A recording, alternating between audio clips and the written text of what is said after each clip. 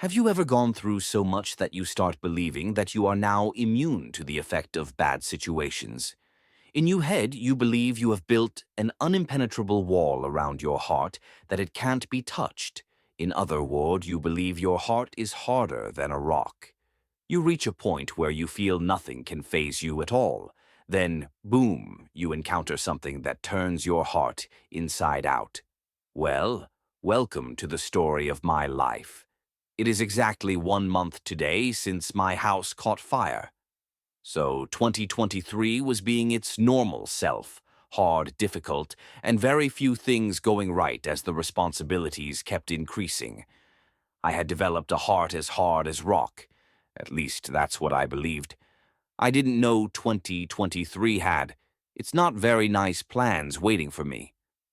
Amidst everything going on in my mind, one Monday evening in the last week of May, I decided to go to a nearby trading center to check on something my sister had told me to buy for my niece.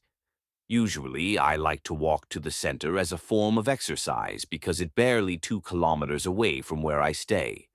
I came back after an hour, and immediately I entered the gate. I saw two of my nieces standing over my suitcases with my clothes scattered on the grass.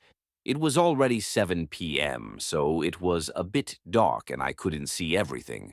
With a confused look, I asked them why my clothes were all outside. My niece told me the house caught fire and they are trying to sort the burnt ones from the ones that didn't get burnt. You can imagine the look on my face and what I was feeling. Whatsoever you are imagining, triple it. Now that is what I was feeling at that time. I had all sorts of things going on in my mind at that time. One of my nieces read my mind and told me, "Nobody was hurt, we are all fine." I didn't know I was holding my breath because I let out a heavy, "Oh, thank God." Immediately I remembered, "Oh, my laptop." I dashed inside to check if my laptop was burnt, and I found it in one piece. My eldest niece was mopping away the water they used to turn off the fire, and there was water everywhere. One side of the wardrobe was burnt properly, and the once beautifully Turkish green painted wall was now black with smoke. I was lost, and I didn't know where, so start. I thank God for my neighbor and my landlord. They really did everything to make sure the fire didn't spread. I remember my landlord told me, "Go sit and collect yourself. Everything will be fine." I picked my phone and called my two sisters. Then I told one friend. Now one of my sisters had gone for leave and was at our home in Lira, meaning she was with my parents. And my parents, being the normal parents that they are, they freaked out, especially my mom. My parents are so different. My mom just wanted to beat somebody up at that moment. Somebody had set her baby's house on fire and they needed to pay. Whereas my dad is the one that calms us down. He is very calm in extremely scary situations. He makes us all calm.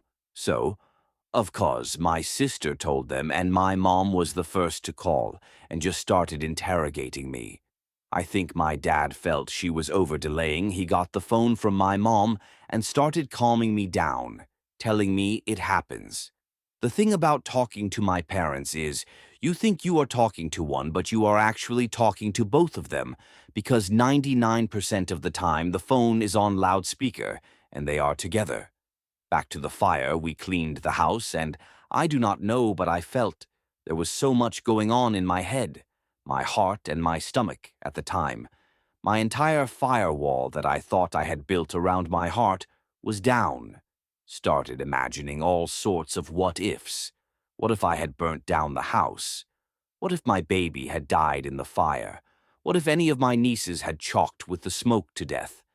I wasn't thinking of the things I lost in the fire because, in bad situations, I usually have my dad's attitude. Things can be replaced. At that moment, I was not so much into the cause of the fire, but of cause, I asked the girls. Then I had this thing at the back of my mind that you don't beat a child for setting the house on fire. Apparently, beating a child for setting the house on fire brings bad luck. It's a cultural thing for us Lango people, so my mind couldn't even think of punishment at that time. I didn't want more bad luck. It was just the imaginations of how different this could have turned out to be that scared the freak out of me. I didn't know how much the fire affected me till it was time to go to bed. I didn't want to eat, but I thought I would sleep well. My friend told me, force yourself to eat, then just carry the mattress from the bedroom and put it in the living room.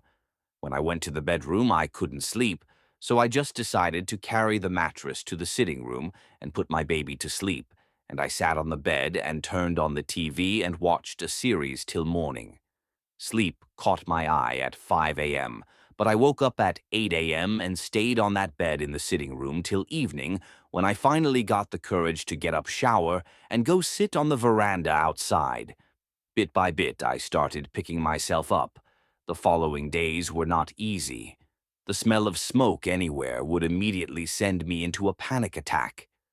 I was afraid to leave the house, thinking it would catch fire again. I was afraid to charge my laptop and my phone, because I was afraid it would spark fire and burn the house down.